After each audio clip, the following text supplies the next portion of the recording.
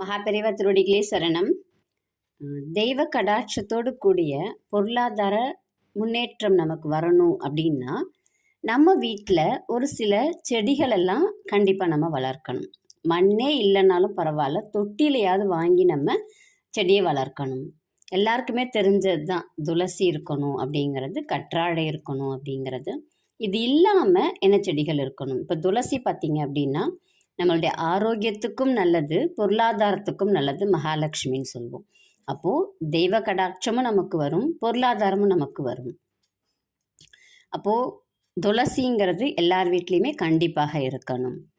அடுத்தது பார்த்தீங்க அப்படின்னா மருதாணி செடி இருக்கணும். மருதாணியும் மாதுளம்பழ செடியும் இருக்கணும். இந்த மருதாணி அப்படிங்கிறது நம்ம எல்லாருமே வியாழக்கிழமை கைகளில் வச்சுக்கிட்டோம் அப்படின்னா நமக்கு குருவுடைய அம்சம், மகாலட்சுமியுடைய அம்சம் எல்லாமே சேர்ந்து நம்ம கையில் எப்பயுமே பொருளாதாரம் அப்படிங்கிறது இருந்துக்கிட்டே இருக்கும். அதற்குரிய ஒரு வழி நமக்கு கிடச்சிக்கிட்டே இருக்கும். பெண்கள் கண்டிப்பாக மருதாணி வைக்கணும். நீங்கள் கோன்லாம் வாங்கி வைக்காதீங்க, வீட்டில் அரைச்சி வையுங்க. அதை நீங்கள் வைக்கும்போதே உங்கள் கைகளில் பணம் புரளும், கண்டிப்பாக புரளும். அதுவும் நீங்கள் வியாழக்கிழமையில் வைங்க. கண்டிப்பாக மருதாணி செடி வைக்கணும். மாதுளம்பழ செடி பார்த்தீங்க அப்படின்னா வீடுகளில் குழந்தை பேர் இல்லை அப்படின்னு நினைக்கிறாங்க அப்படின்னா கண்டிப்பாக உங்கள் வீட்டில் மாதுளம்பழ கன்று நடுங்க. அது வளர வளர அது காய்க்க ஆரம்பிச்சிடுச்சு, அது பூ விட ஆரம்பித்து காய்க்க ஆரம்பிச்சிடுச்சு அப்படின்னாலே உங்கள் வீட்டில் ஒரு நல்ல செய்தி வரும் அப்படிங்கிறது ஐதீகம். அப்போது நீங்கள் கண்டிப்பாக மாதுளங்கன்று நடுங்க.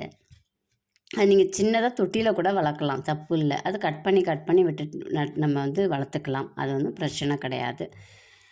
அடுத்தது பார்த்தீங்க அப்படின்னா ரொம்ப எல்லார் வீட்லேயுமே இருக்க வேண்டிய செடி, அது பேர்லே இருக்கும், வாடாமல்லி. அப்போ நம்மளுடைய குடும்பத்தில் வாட்டம் அப்படிங்கிறதே இருக்காது.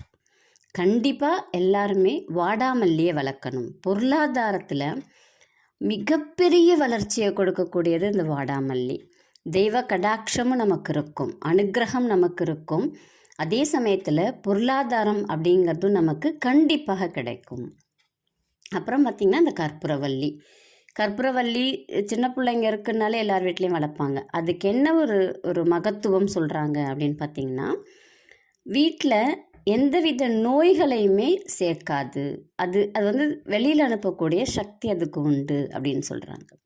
அப்போது நம்ம சொன்ன செடிகள் எல்லாத்தையுமே நம்ம வீட்டில் முடிஞ்ச வரைக்கும் வளர்த்தோம் அப்படின்னா நமக்கு தெய்வ கடாட்சமும் கிடைக்கும், அதோட அருளும் கிடைக்கும், பொருளும் கிடைக்கும். பொருள் கிடைச்சிதுன்னா நமக்கு பிரச்சனையே கிடையாது வாழ்க்கையில். அருள் கிடைச்சிது, தெய்வ கடாட்சம் கிடைச்சிது அப்படின்னா ஒரு மன நிம்மதி, மன நிறைவு அப்படிங்கிறது இருக்கும். இன்றைக்கி யார் திருமண நாள், பிறந்த நாள் கொண்டாடுறாங்களோ அவங்களுக்கு நம்மளுடைய வாழ்த்துக்கள். நன்றி, வணக்கம்.